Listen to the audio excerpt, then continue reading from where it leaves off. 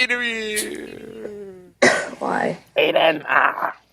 Hello. It's the liturgical New Year, Jarek. I'm allowed to No, celebrate. it's not. That was like It's like 3 weeks after That the was liturgical like New Year. 3 weeks ago, man. Yeah. That was so 3 weeks Oh, ago. 4. Anyway, okay. In the beginning. I created. Then technically, isn't it? Heavens I think it should be okay to say Happy New Year any time between the beginning of Advent and the actual, and like the secular New Year.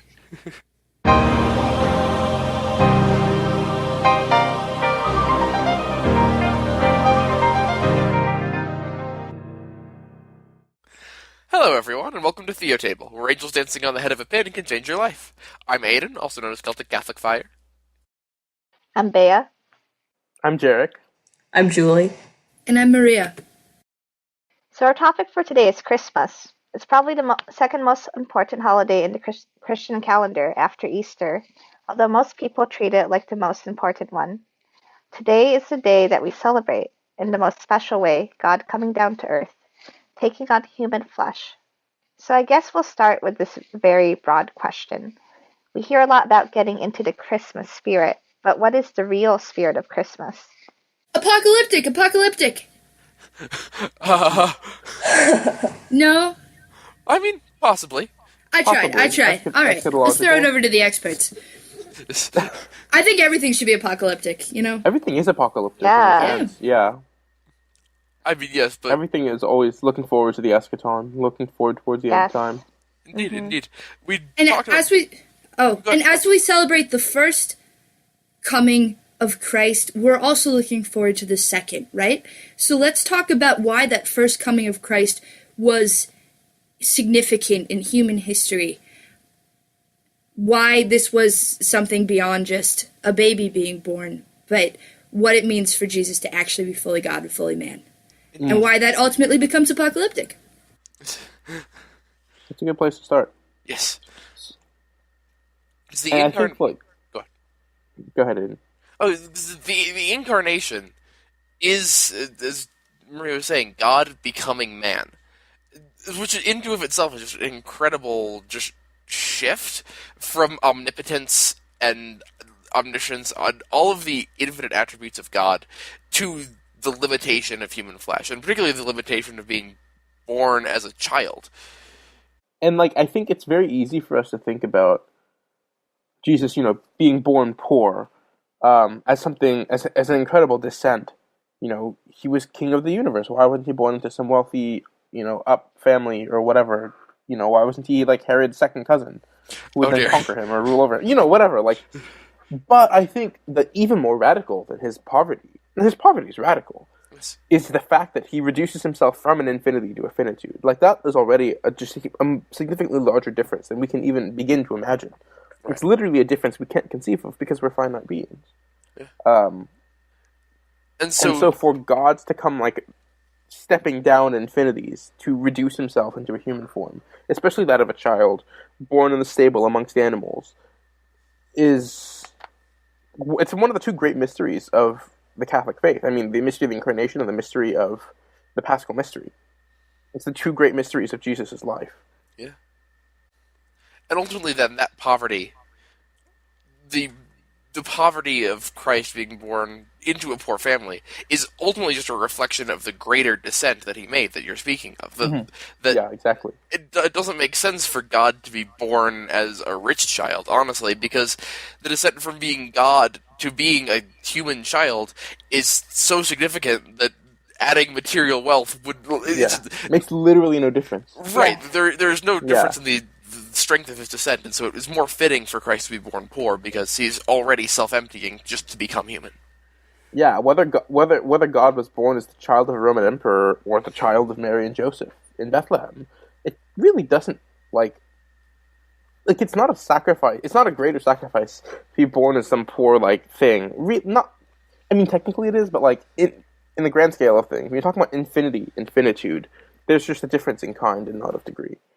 But what is it that we, not necessarily universally, but what is it of the fact that so much is made of Jesus as sort of being born on the margins, and we find so much more meaning in that difference in degree than that difference of kind?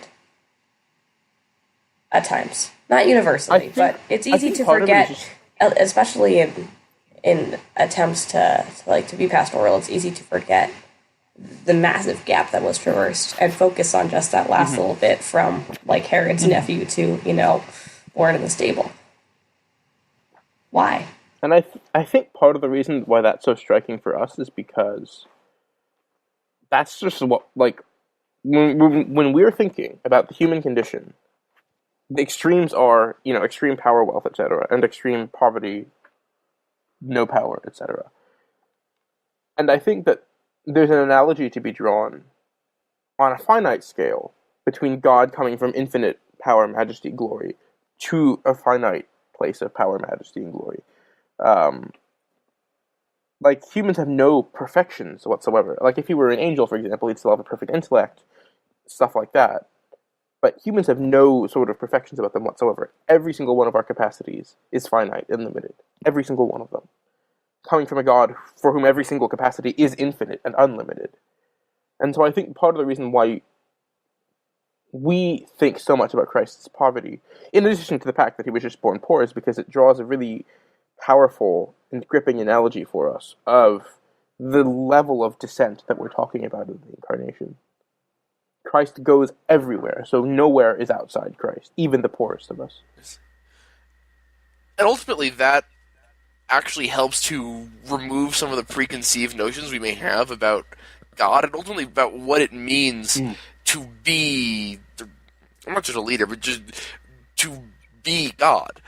Because this was a big thing in the Gospels, actually, that the Jewish people of the time expected God to come as a conqueror, as like a worldly leader who would drive out the Romans, and not the radical gospel and poverty and sacrifice, self-sacrifice of Christ.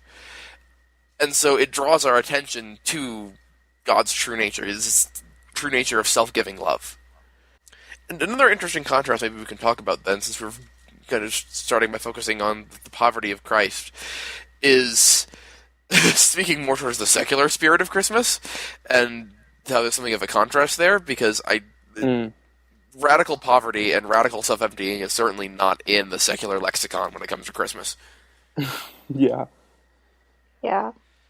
And I was at Mass this morning, and the priest was talking about how we hear on the radio, it's the most wonderful time of the year, but many times we're just caught up in the busyness and having to buy the next thing. And if I buy this, like, my Christmas will be satisfied, but we're just caught up in the hecticness of it all.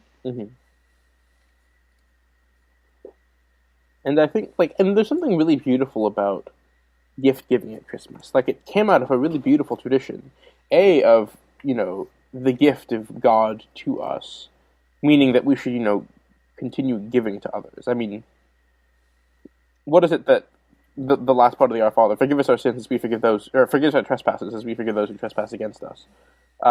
We are called to give of ourselves, because in response to God giving himself at Christmas in the Incarnation, and through the rest of Christ's life, and as Christ continues to do through his church, etc. And I think that we've totally lost the sense of what that actually entails as regards to giving things for Christmas. It's no longer about a self-giving act of love. It's more about, fulfilling some social convention or whatever the case may be. Right. It's more about receiving presents than giving presents. Would be maybe a good lens to look at it. And in that case, looking at it through the lens of like Christmas and the actual Christmas narrative, in some sense, that's a form of it's a form of pride and self-divinization. Because if you look at the Christmas form of story, idolatry. Yeah. Because exactly, if you look at the gospel narrative in Luke, the person receiving gifts is Christ. It's Christ. Oh yeah, the Magi. Yeah, exactly. So by changing the focus of the season from giving gifts and giving ourselves to receiving things from other people, it's not just made it more selfish. In some sense, it's a kind of self-divinization. Yeah, it's a violation of the first commandment in a very literal sense. Yeah.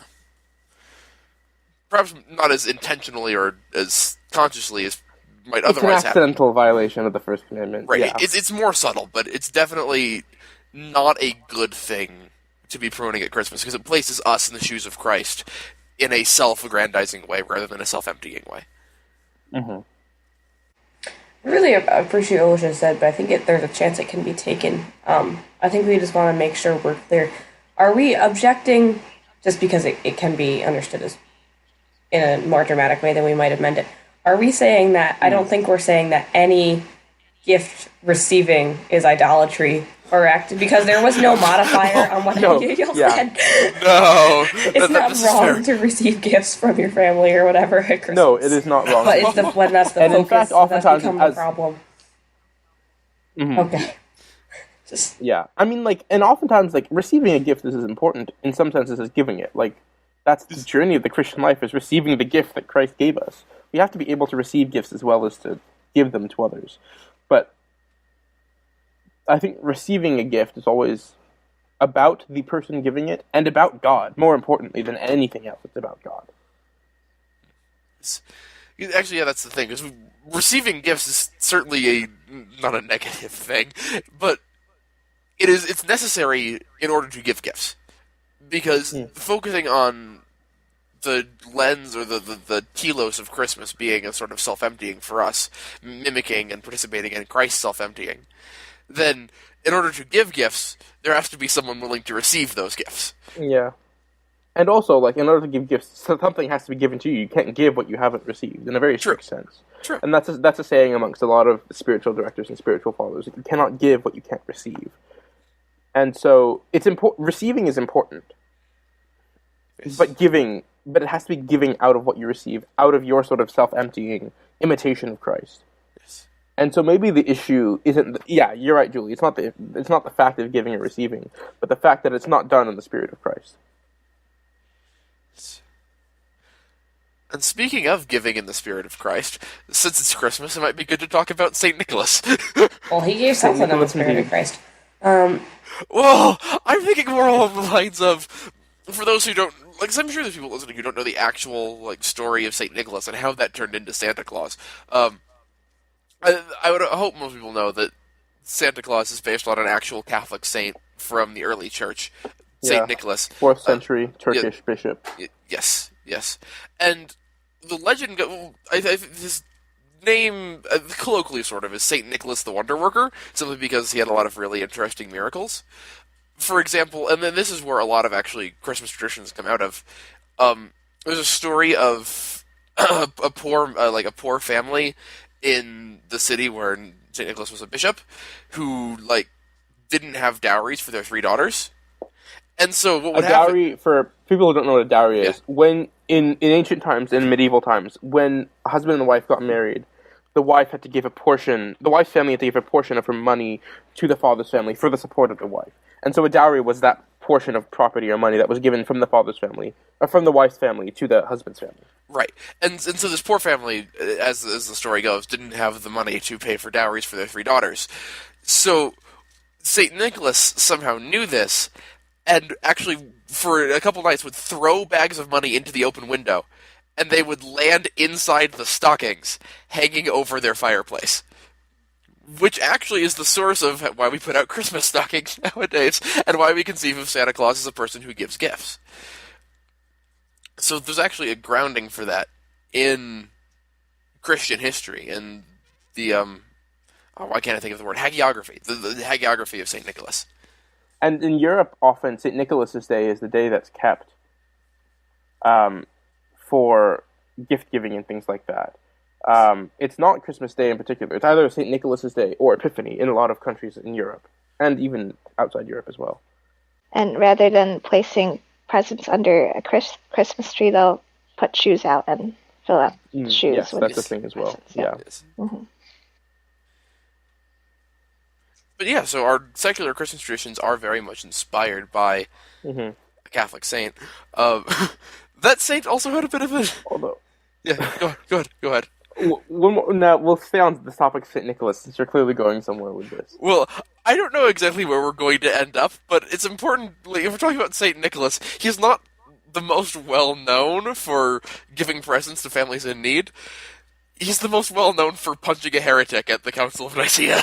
A very Yes. prominent heretic by the name of Arius. Got St. Yeah. Nicholas so angry that he, as the documents say, vexed his beard. That's the phrase that was used to describe St. Nicholas striking the heretic Bishop Arius in the face at Yes. the Council of Nicaea.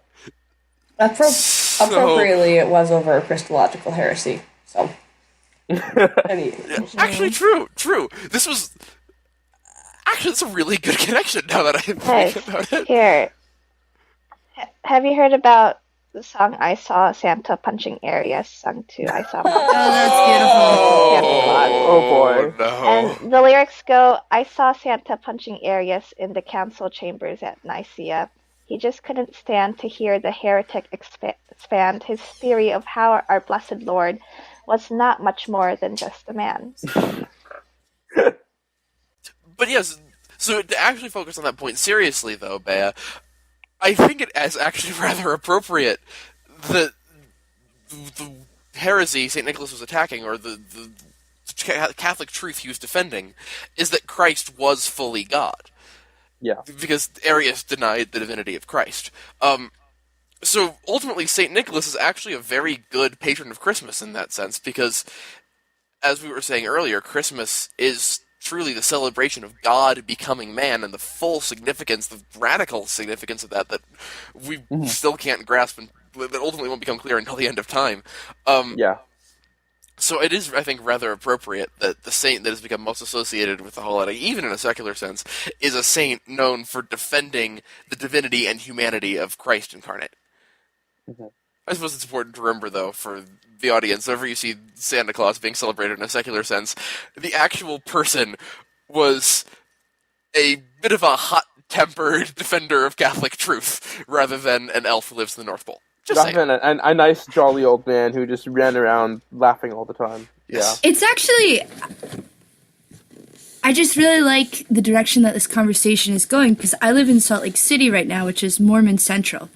And for people who don't know, Mormons believe they are essentially polytheistic. The Holy Spirit is separate from the Father and the Son, and the Father is literally like a father of Jesus. Jesus was, so the God the Father is a divine being. Jesus is a human who was so good that he was adopted as a divine son of Christ. So three separate gods.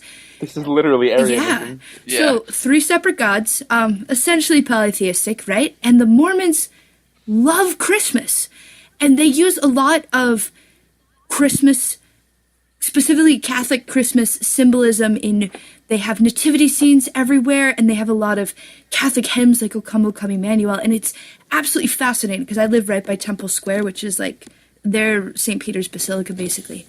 And they have no incarnational basis for it, but yet they use symbols and imagery and songs which proclaim that Christ is God become man. It's a really beautiful attempt, I think, on their part. So Yeah. But yeah, so Christmas really is that celebration of God, the fullness of, like, the divine being himself, second person of the Trinity, not some subordinate created being, not some human that was promoted to divinity, but God himself, God himself. incarnate as a human being. although it's kind of fitting that if the sort of the religious point, the religious heart of the holiday, it's impossible to miss that at Easter. Like people realize, like, what's an Easter? Like, secular America realizes, like, what's an Easter bunny? Doesn't really make sense. This is a Christian holiday, and the secular celebration reflects that more. Yeah. But in Christmas, it is so lost. So it's kind of appropriate that the holiday about like Christ coming down and humility and the Incarnation and all of these sorts of lessening of self. The point gets lost, because if you lower yourself, sometimes you do get lost. I don't know how to express it quite right, but Yeah. That's a really cool point. I've never read Christmas that way, but I think I will in the future. Another sort of, like, less theological and more historical point about Christmas, but this is a thing that circulates everywhere, is that the timing of Christmas comes from the Roman holiday of Saturnalia. Yeah, we need to cover this. Oh. Yeah, that is simply incorrect. And, like, even in the 2nd and 3rd century, you have bishops and popes writing letters to each other saying, I don't know where the hell the pagans got this idea, but it's wrong. Squash it, please. Yeah. So what the date of Christmas comes from is, in the rabbinic tradition, March 25th is the date of the creation of the world. March 25th was also generally understood by Christians because they saw that as the date of the creation of the world. They wanted to symbolically make that the date of the redemption of the world. So the crucifixion was set to be on that day. Now, in the medieval tradition, like, very prominent personages were conceived on the day that they or died on the day on which they were conceived. And so Jesus, if he died on March 25th, would have been conceived on March 25th. 9 months after March 25th is December 25th, which is the date that they set for the birth of Christ. Nothing to do with Roman holidays about the sun, nothing to do with, well, just, it comes purely out of the Christian and the rabbinic Jewish tradition. Right. And the reason, like, I find this really important is because you hear a lot of people saying, oh, Christmas is just like the new Saturnalia, like, the Christians just needed some sort of date for their random holiday, and so they picked the one about the rising sun or whatever. But in fact, their reasoning was completely separate from any kind of pagan reasoning at all. It came straight out of the Jewish tradition, which I think is important, one, to emphasize the Jewish roots, Yes. but two, just to emphasize that, like, Christianity is not just, like, taking this thing, this tradition, and molding it into whatever they want. Like, you also hear these arguments about the person of Christ, like, born out of a virgin, so was Horus, so was, like, so was the Buddha, like, yeah. Okay, I'm gonna stop you right there, Patrick. Oh. For anyone who wants to, I would recommend the excellent video by the channel Lutheran Satire called Horus Ruins Christmas, if you want a good breakdown of most of the Christ comparisons are based on very, very shoddy archaeology. Kind of cosmological, is that how I would consider? I don't know. Dimension to these dates. The Annunciation falls around the spring equinox, and wouldn't that be like the where there's most light? Correct. This is when. But then the summer solstice. Oh, yeah. I'm incorrect here. Summer solstice would be I just want to get to the point where Christmas lies around the winter equinox because Christ comes as a light in the midst of the darkness.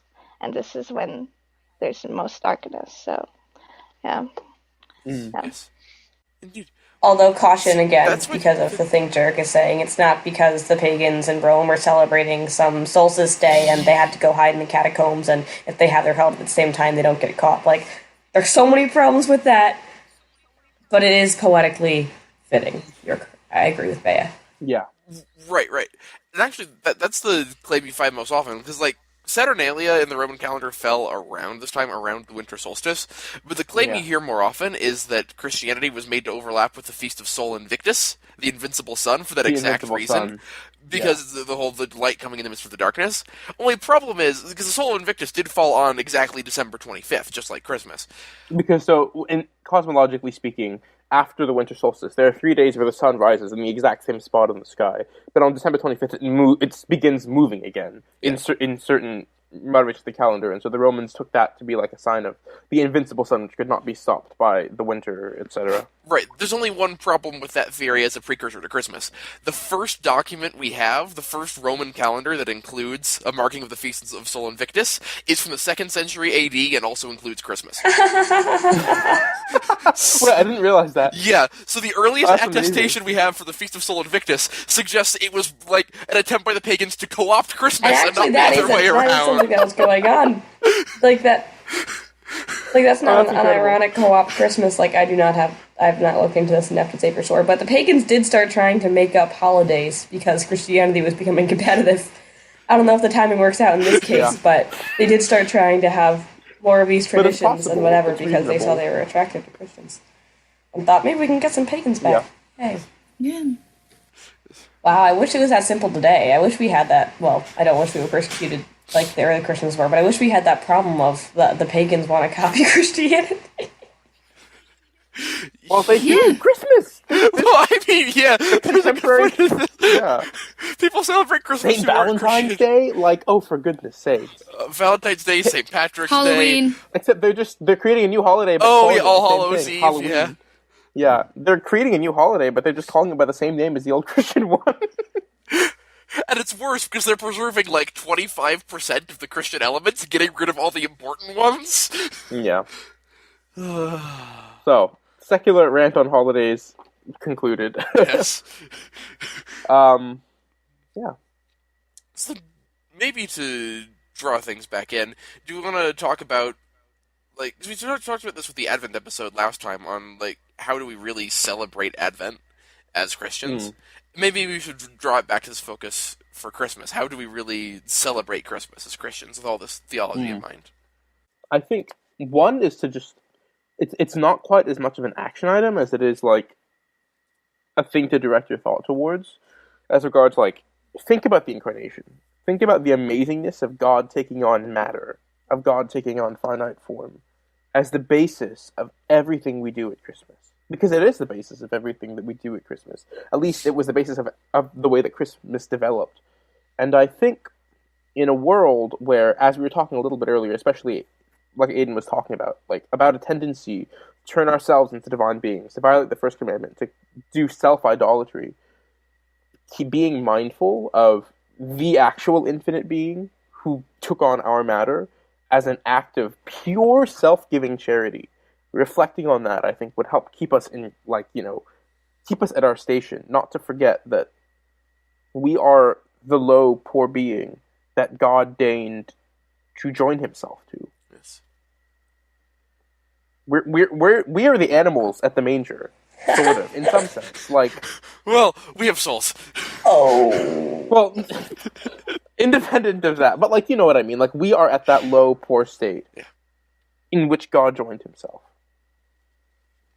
We're the manger into which God is born. Every time we receive the sacrament, every time we receive the Eucharist, every time, we have to be like that poor, humble place. Because Christ was that poor, humble place.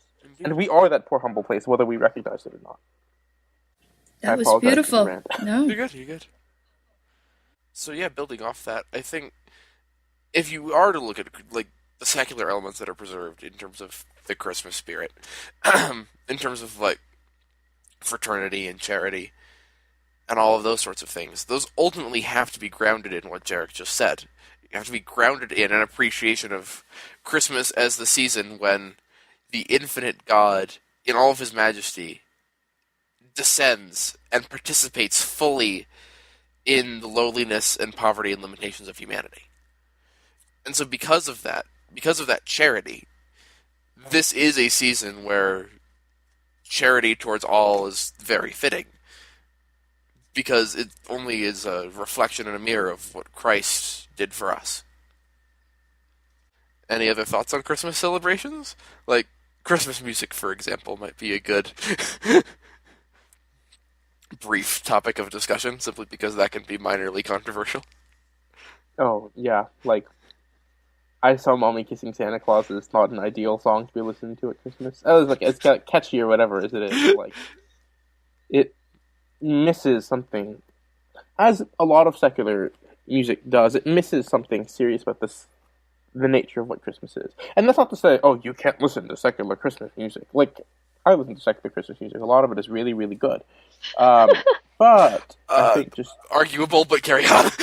I think a lot of it is good music. A lot of it is catchy. A lot of it is, captures, like, because even if it is a sacred holiday, it is also a secular holiday. Yeah. It is both of those things. And holding those two in tension is going to be a struggle for every person who is a Christian. But I think, like, getting yourself caught up in the secular spirit of Christmas while forgetting the sacred one is a problem, especially as regards to music, because music is everything. Yeah, actually, and I think traditional Christmas carols, like Christmas hymns, if you will, I don't really quite know how the different song terms work out, could be a very useful tool in pointing out to people, wait, this is actually a religious holiday, because there are two fairly distinct classes. There's the religious Christmas songs and the not. And I mean, even just the other day, I was humming "God Rest Ye Merry Gentlemen," and then I started half singing it, And my mom heard me say Satan, and she's like, wait, what? But the lyrics, if you actually listen to so many Christmas carols, like, religious hymns generally have some catechetical value. If we're talking about good tradition, well, most of them. We don't need to go into all sacred music, but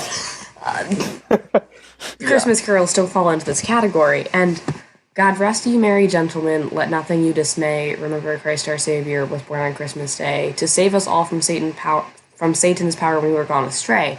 Like, there's a reason they don't play them on the radio. Yeah. And that's the reason for the tidings of comfort. To save us all from Satan's power when we were gone astray. Like, oh goodness. Or hymns like Hark Ye Herald Angels Sing. Like, it's full of dogmatic Saint Nicholas theological statements. Saint Nicholas would be very proud. Well, except Mary, the part where did they you talk know? Oh, that's dear. it. Separate. The answer for everybody listening is yes. Almost certainly yes. The Annunciation was a thing, guys. She knew.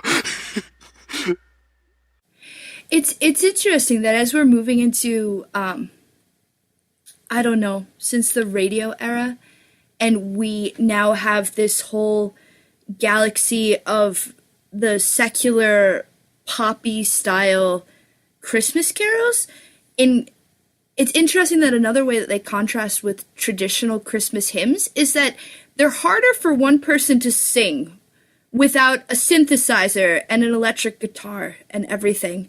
And it's a very subtle thing, but it definitely moves it towards, I'm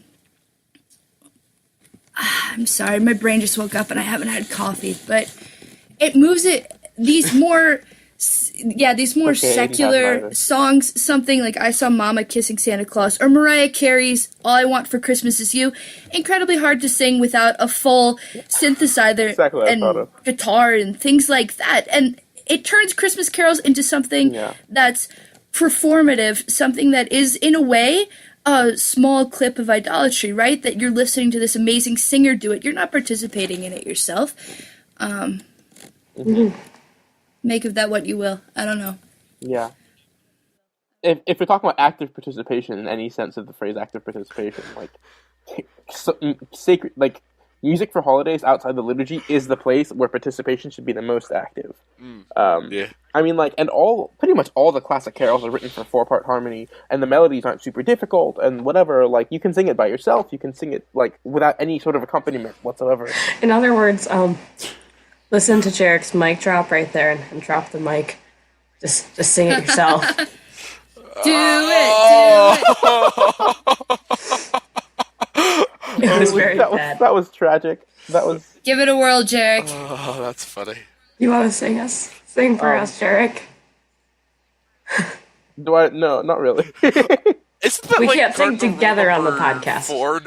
No, we can't. Hey, sing but there together. are 4 of We can us. sing individually. But there's no active participation then. There's no active participation.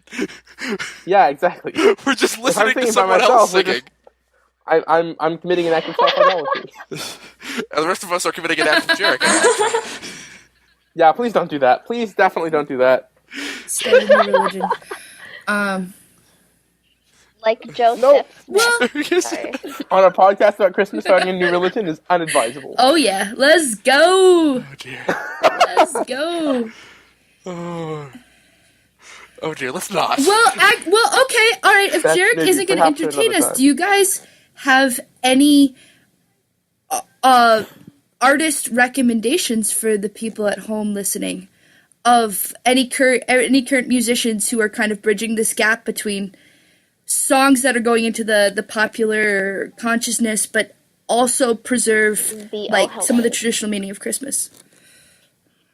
Yeah. Yeah, the Christmas album is really good. Oh, yeah. I was thinking Sufjan Stevens. In general, I think the Pentatonics is pretty overrated and mediocre, but their Christmas stuff is fairly good and does cross that divide fairly well. They do both the sacred stuff and the secular stuff. Yes. And on that note, a thing to avoid might be Mannheim Steamroller. Simply because Mannheim Steamroller stuff is very well known, but it's all very It sounds like the synthesizer track behind a pop song, even when they're playing like "Joy to the World." So,